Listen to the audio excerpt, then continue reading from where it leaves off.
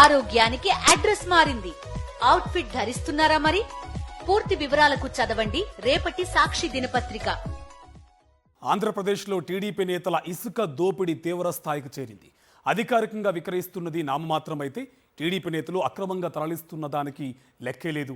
పేరుకే ఉచిత ఇసుకను చెబుతూ టన్నుకు ఏకంగా 30,000 నుంచి 50,000 వరకు వసూలు చేస్తున్నారు.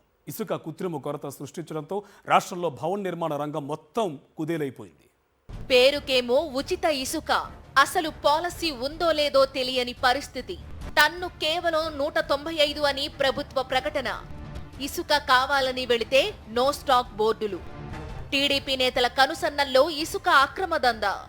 టన్ను ఇసుకకు 50,000 వరకు వసూలు. రాష్ట్రంలో ఇసుక తెలుగుదేశం నేతలకు ఆదాయ వనరుగా మారింది.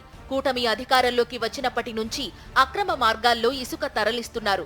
దీంతో సామాన్యులు, నిర్మాణ రంగం మీద ఆధారపడి బతుకుతున్న వారికి ఇసుక దొరకడం లేదు. పనులు లేక భవన నిర్మాణ రంగ కార్మికులు ఇబ్బందులు ఎదుర్కొంటున్నారు.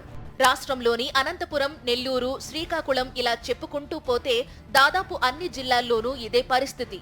రాత్రి పగలు తేడా లేకుండా భారీ యంత్రాలతో ఇసుక తవ్వకాలు జరుపుతున్నారు. ఎడ్ల బండ్లతో ఇసుకను తీసుకెళ్లి వాటిని ట్రాక్టర్లు, ట్రక్కుల్లో డంప్ చేస్తున్నారు.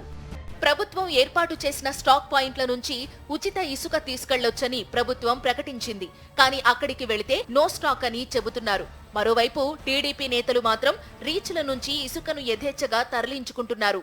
చంద్రబాబు నాయుడు నాయకత్వంలో వచ్చినటువంటి ప్రభుత్వము ఉచిత ఇసుక విధానాన్ని అమలు జరిపి ప్రజలందరికీ మంచి జరుగుతుందని చెప్పి ఆశించాము. కానీ 3 నెలల కాలమైనా కూడా ఎక్కడ కొత్త ఇసుక రీచులు రాలేదు. ఉచిత ఇసుక అమలులోకి ఇంతవరకు రాలే. ముఖ్యంగా నిర్మాణ రంగం అంతా కుదేలైపోతూ ఉంది. అమిగోస్ అనేటువంటి సంస్థకి కాంట్రాక్ట్ ఇవ్వడము, ఆ అమిగోస్ సంస్థ వాళ్ళు ఆ ఎర్రమట్టి తోలుకునేటువంటి రైతుల్ని, అదేవిధంగా ప్రజల్ని వేధించడము జరుగుతూ ఉంది. నెల్లూరు జిల్లాలోని మర్రిపాడు స్టాక్ పాయింట్ మినహా మిగిలిన స్టాక్ పాయింట్లలో ఎక్కడా ఇసుక లేదని చెబుతున్నారు. మరోవైపు పొదలకూరు మండలంలోని సూరాయపాలెం ఇసుక రీచ్ నుంచి ఎమ్మెల్యే సోమిరెడ్డి అనుచరులు ఇసుక కొల్లగొడుతున్నారు. డ్రెడ్జింగ్ అనుమతులు తీసుకున్న కాంట్రాక్టర్ను సైతం సోమిరెడ్డి మనుషులు బెదిరించడం హాట్ టాపిక్ గా మారింది.